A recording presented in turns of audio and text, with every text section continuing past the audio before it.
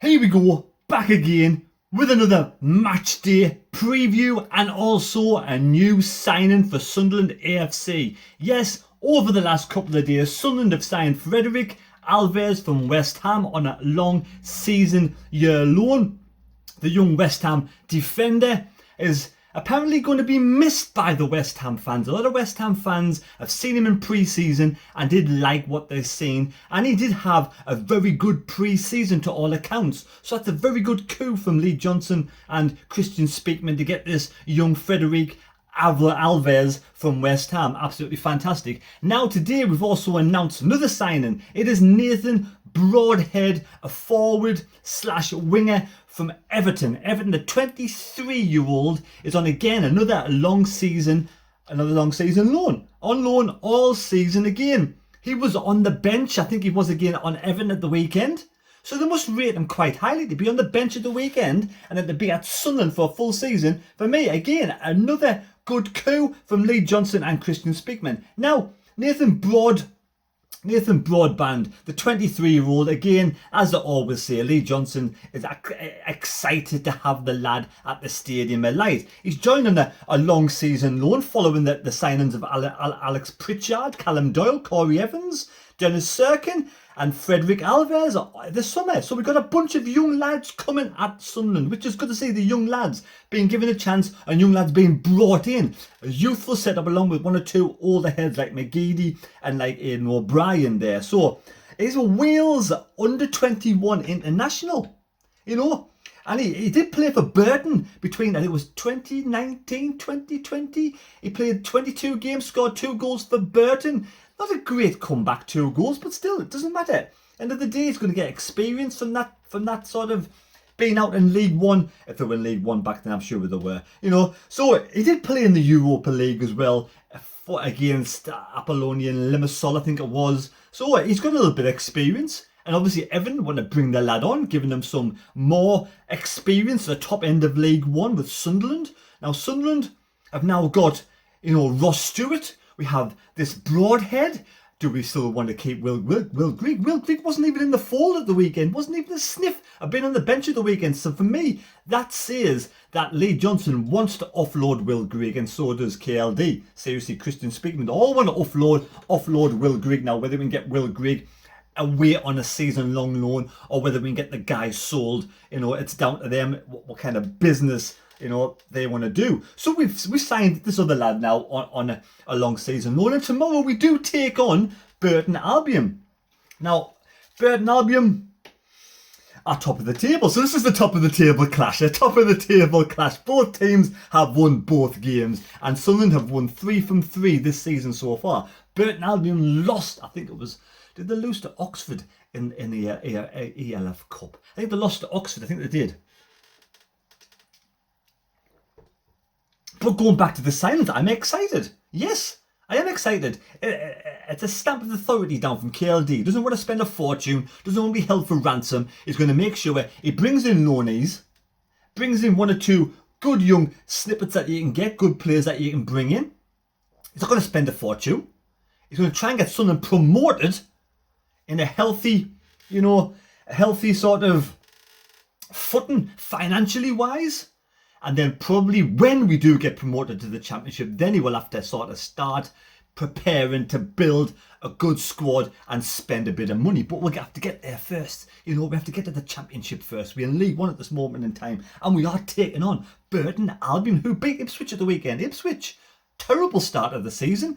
Burton won 2-1, but they only had 35% possession. So that tells me Burton don't hold the ball. So Sunderland are going to have a lot more possession than, for me, that they did against MK Dons. Now, they did play Shrewsbury the game before that, Burton, and they won 1-0. Now, Shrewsbury are bottom of the table. Jimmy Floyd Hasselbank is their manager. The Brewers is the nickname. The Pirelli Stadium is where they play the football. They do have 6,900 fans capacity allowed in the ground, but they've only got about 2,000, I guess 2,000 seated area.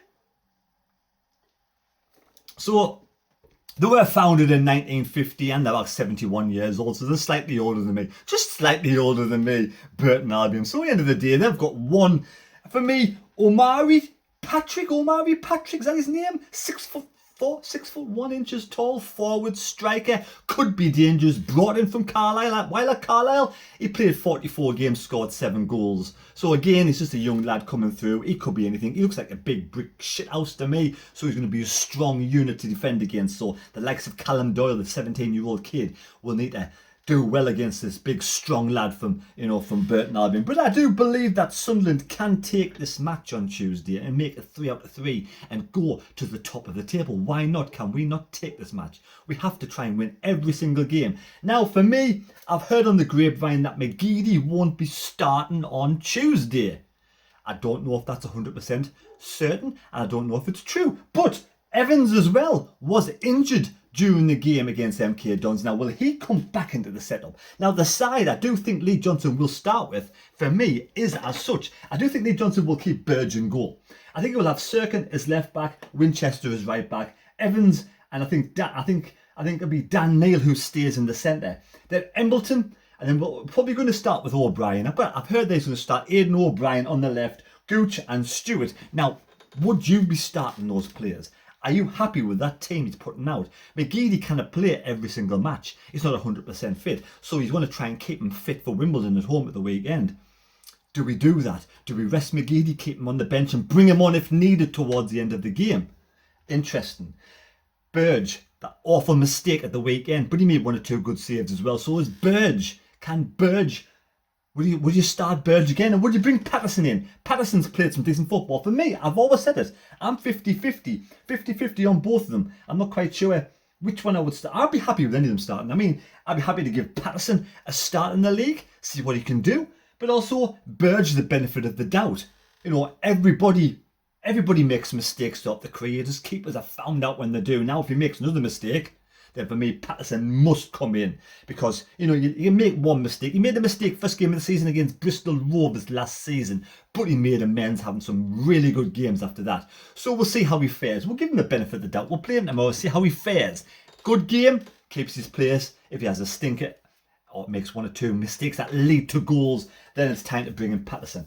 Now, Serkin, for me, keeps his place as left back, but is he fit enough to play 2 games? Maybe that's why he brought him off against MK Dons. He brought him off, thought we'll keep him for Burton on Tuesday night. He's a young lad, no reason why he can't play 2 games back to back. 19-year-old, strong, fit unit. Or does Dan Neil slip back in to that position if Luke O'Nine's fit? Luke O'Nine's been poorly. Now, is he ready to come back into the team? Again, I'm not, you know, I don't have that kind of information at hand, you know, but maybe one day I'll have it in the other hand, but no, oh, shit. Just dropped me water all over. That's not good. Oh, damn it. Every single time. Who leaves the bottle of water on the table with no flipping lid on? You absolute tatey. Sometimes I feel like I'm a bit like Aiden O'Brien. Sometimes a bit of a tatey. Look at it's only water. So that's alright. Anyway, we'll get back to the game. Right, what was it? What was I talking about before I made that mad mistake? Right. Oh yes, Embleton. So if Serkin's fit and O'Nine's only so O'Nine could go back on the bench and we'll start Dan Neil, who played quite well the other day, with Evans, as long as Evans is fit. Now, if Evans is not fit, again, another conundrum. Gooch for me keeps his players. Stewart again, absolute magnificent. He's like the Loch Ness Drogba people call him, but for me, he's more like a Quinn-esque. A young Niall Quinn, the way he holds the ball up. So, you know, that could be a good making, a good striker in the making. Now, this is the bit here. If McGeady's not fit, and we'll say McGeady's not fit, so McGeady comes out of the game, right? Because he kind of played 2 games in a few days.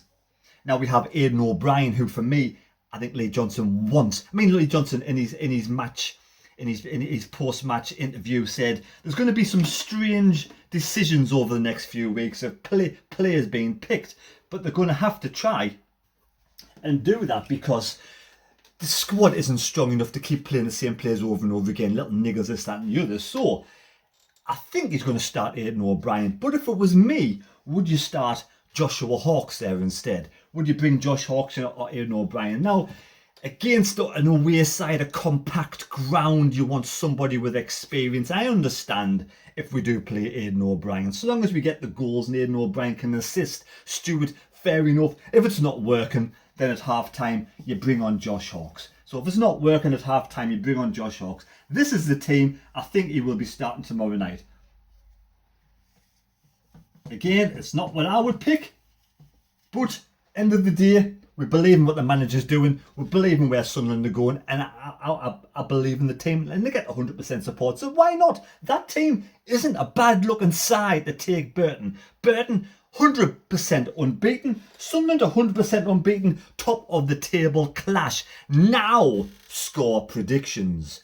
I will do update the table some point in the match towards the weekend, but people who got the score predictions correct against MK Dons 2-1 was me. Yes, I need to write my name down on that list. I wrote 2-1, didn't I? Bloody hell, I'm doing myself out of 10 points here.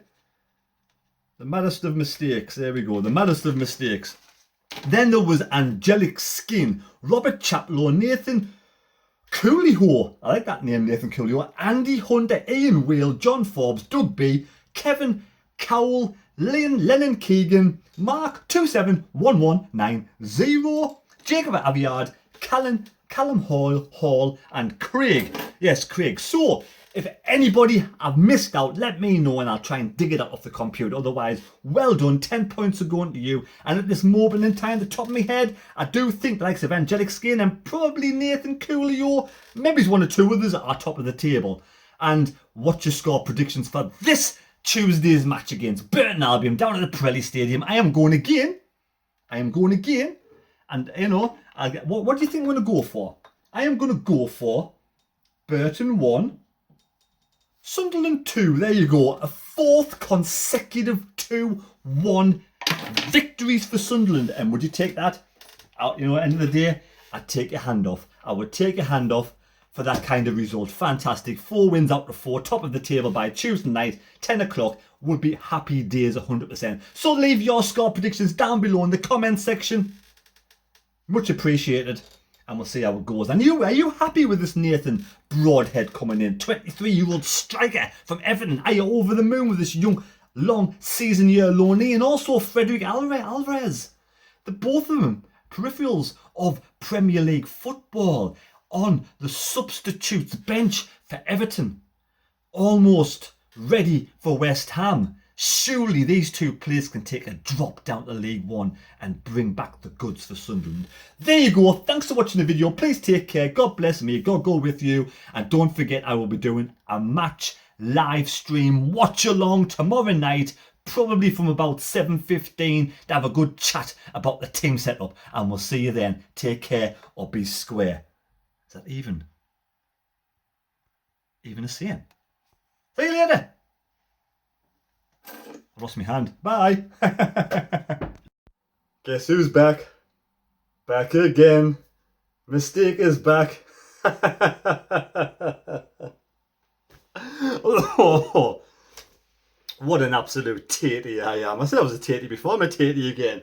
What was missing from the last scoreboard? We need a couple of central defenders in there, don't we? Hey.